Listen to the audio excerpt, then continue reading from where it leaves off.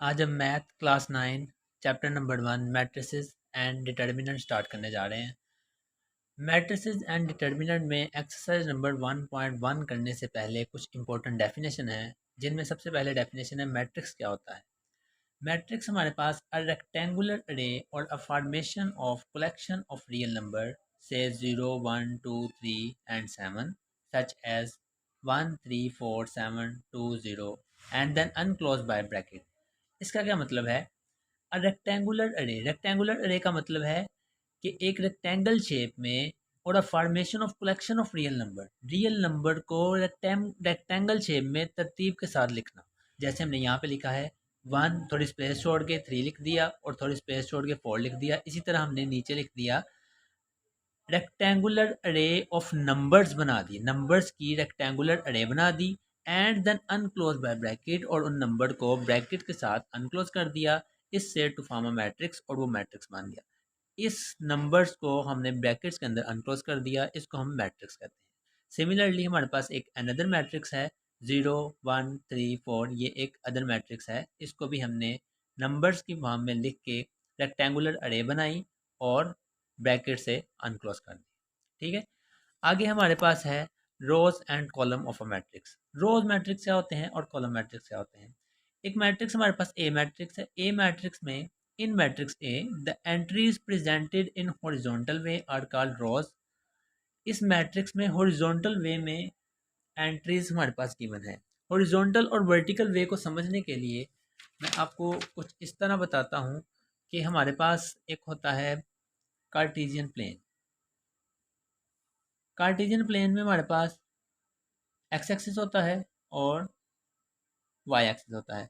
Cartesian plane में जो x axis वाली लाइन होती है, इस लाइन को हम कहते हैं ये हॉरिजॉन्टल वे है। ठीक है, और मैट्रिक्स के अंदर जो हॉरिजॉन्टल वे में हमारे पास नंबर होते हैं उनको हम कहते हैं ये हमारे पास क्या है, रोज। ठीक है, इसी तरह जो हॉरिजॉन्टल वे में हमारे पास यहाँ पे नंबर होंगे उसको हम कहेंगे ये R2 है, मतलब रो 2 है।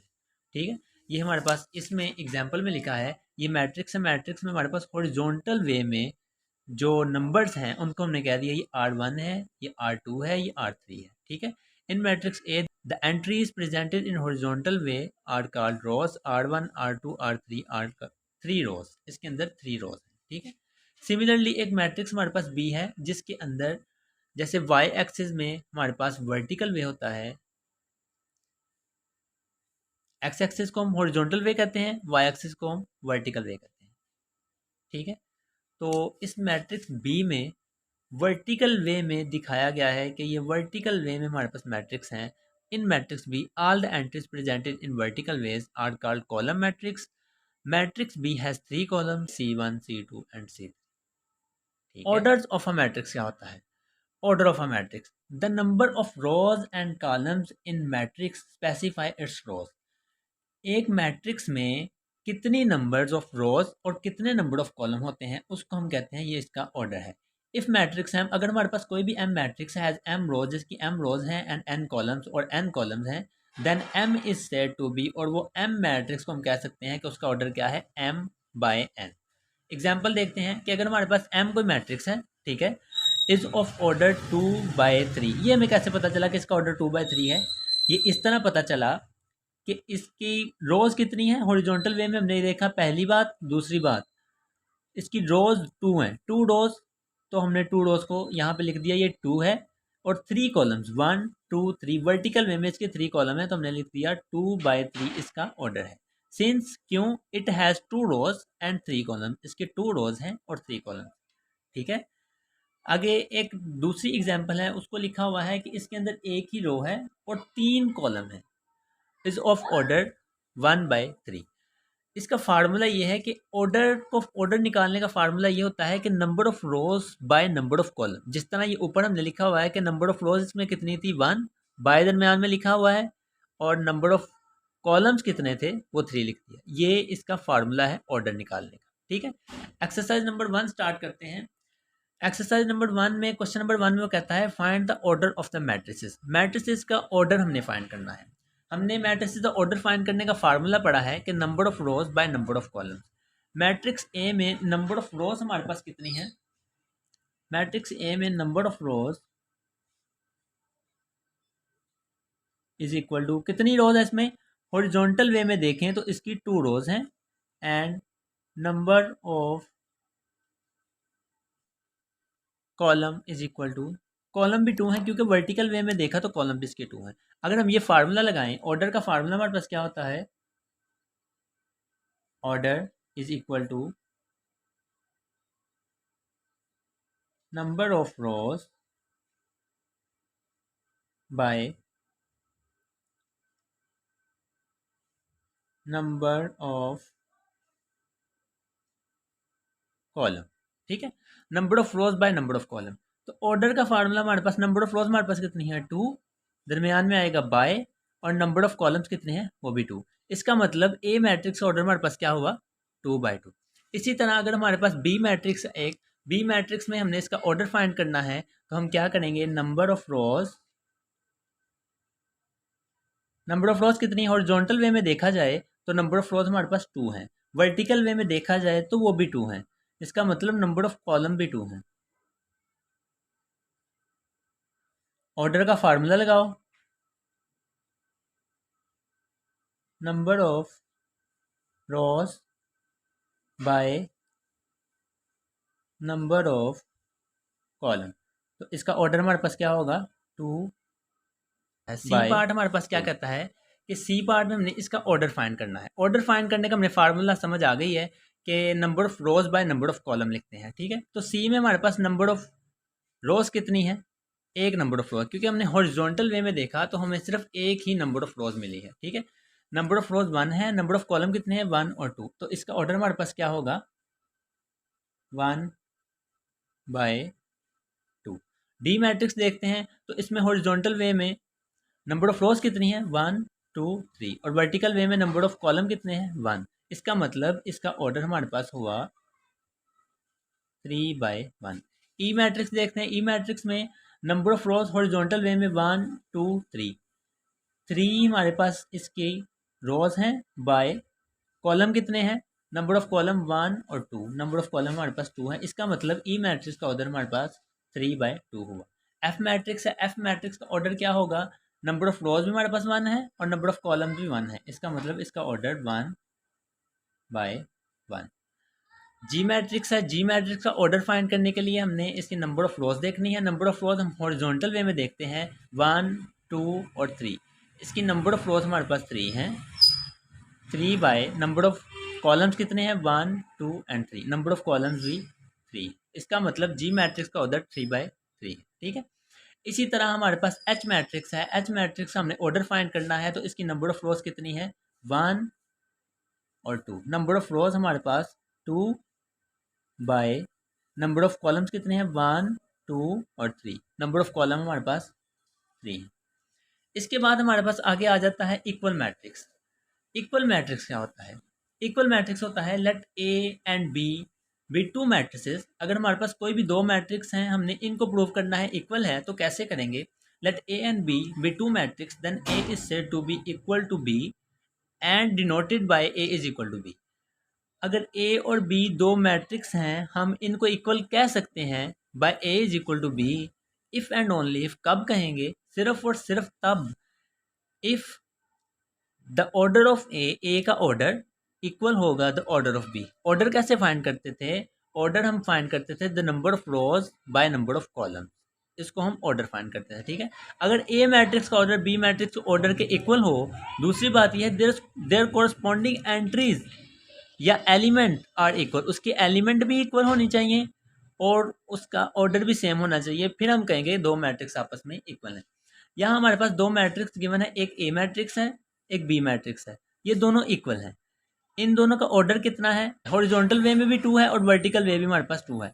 ए मैट्रिक्स का ऑर्डर हमारे पास क्या है 2/2, और बी मैट्रिक्स अगर हम सिंप्लीफाई करके लिखें, अगर देखा जाए और ए मैट्रिक्स और बी मैट्रिक्स में कोई फ़र्क नहीं है, इसका ऑर्डर भी सेम है और इसकी एंट्रीज जहाँ पे 1 है वहाँ पे 1 है, जहाँ पे 3 है वहाँ पे ही 3 है, यहाँ पे -4 है वहाँ पे ही -4 है, जहाँ पे 2 है वहाँ पे ही 2 है। इसका मतलब पहली बात कि इसका ऑर्डर भी सेम है, दूसरी बात देयर कोरस्पॉन्डिंग एंट्रीज, उनके एलिमेंट भी सेम है। इसका मतलब दोनों ए और बी आपस में इक्वल हैं, तो हम लिख सकते हैं A is equal to B are equal matrix, ये इक्वल मैट्रिक्स है।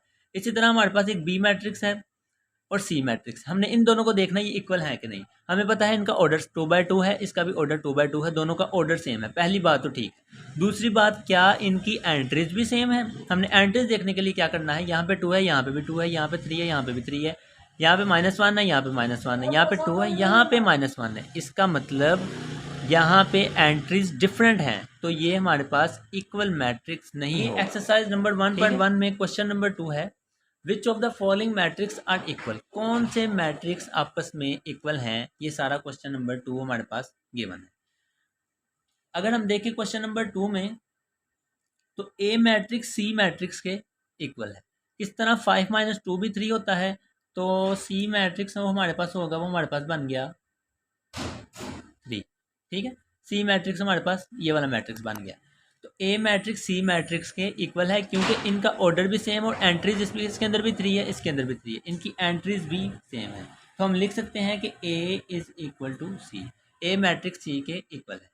अगली बात अगर हम देखें कि बी मैट्रिक्स आई मैट्रिक्स के इक्वल है। बी मैट्रिक्स में यहाँ पे 3 है, यहाँ पे भी 3 है, यहाँ पे 5 है, यहाँ पे भी 5 है। ठीक है, तो बी मैट्रिक्स आई मैट्रिक्स के इक्वल है, बी इज इक्वल टू आई। ठीक है, इसके बाद अगर हम देखें तो ई मैट्रिक्स, एच मैट्रिक्स और जे मैट्रिक्स, ये तीनों आपस में इक्वल है, क्योंकि इनका ऑर्डर भी सेम है और एंट्रीज भी सेम है। जे मैट्रिक्स हम सिंप्लीफाई कर लेते हैं, 2 + 2 = 4, 2 + 4 = 6, 2 - 2 = 0, 2 + 0 = 2। तो ये 4 0 6 2 ये हमारे पास जे मैट्रिक्स आपस में इक्वल है। ठीक है, इसके बाद हमारे पास ये जी मैट्रिक्स एफ मैट्रिक्स के इक्वल है। जी को सिंप्लीफाई करें तो वो हमारे पास आता है 2 और 6। इसी तरह 2 और 6 एफ में भी है, 2 और 6 इसमें भी है, तो इसका मतलब F is equal to J matrix.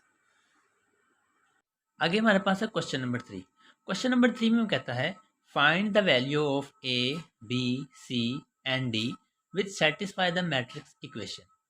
हमने इस क्वेश्चन में ए बी सी और डी की वैल्यू फाइंड करनी है, जो कि इस मैट्रिक्स इक्वेशन को सेटिस्फाई कर रहा है। ठीक है, मैट्रिक्स इक्वेशन में हमने ए वैल्यू हमारे पास यहाँ पे है, बी वैल्यू, सी वैल्यू और डी वैल्यू, ये वाली वैल्यू हमने फाइंड करनी है।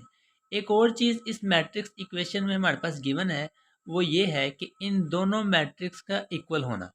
इक्वल का निशान ये बता रहा है कि ये दोनों मैट्रिक्स आपस में इक्वल है।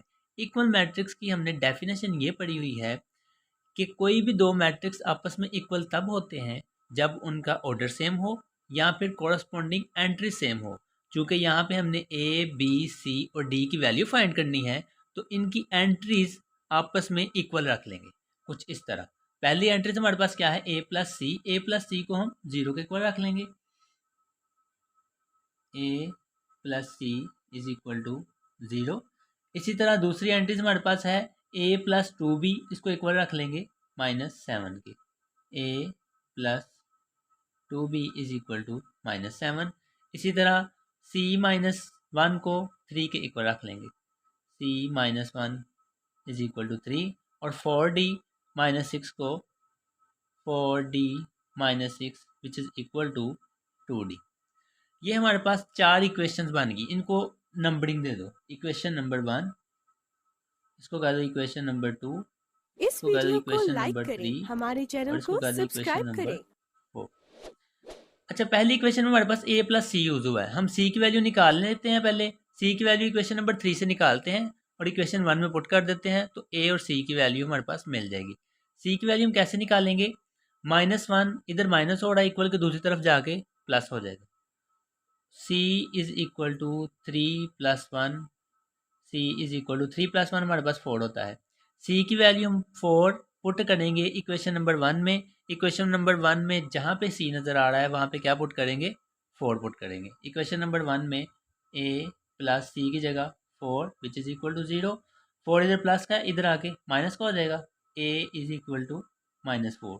a की वैल्यू भी मिल गई, c की वैल्यू मिल गई।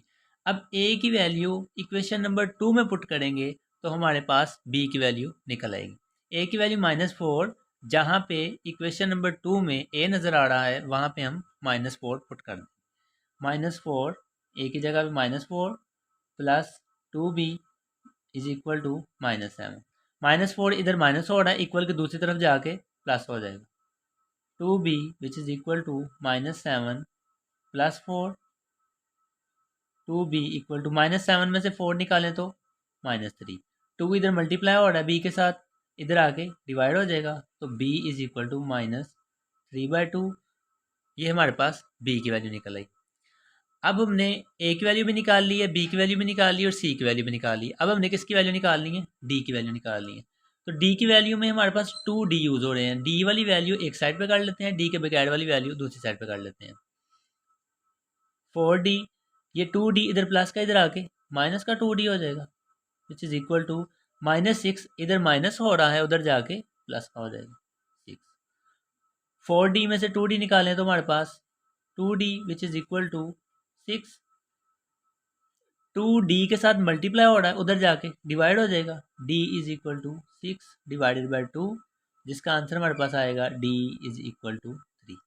इस तरह हमारे पास a, b, c और d की वैल्यू फाइंड हो गई, जो हमने इस क्वेश्चन में फाइंड करनी थी।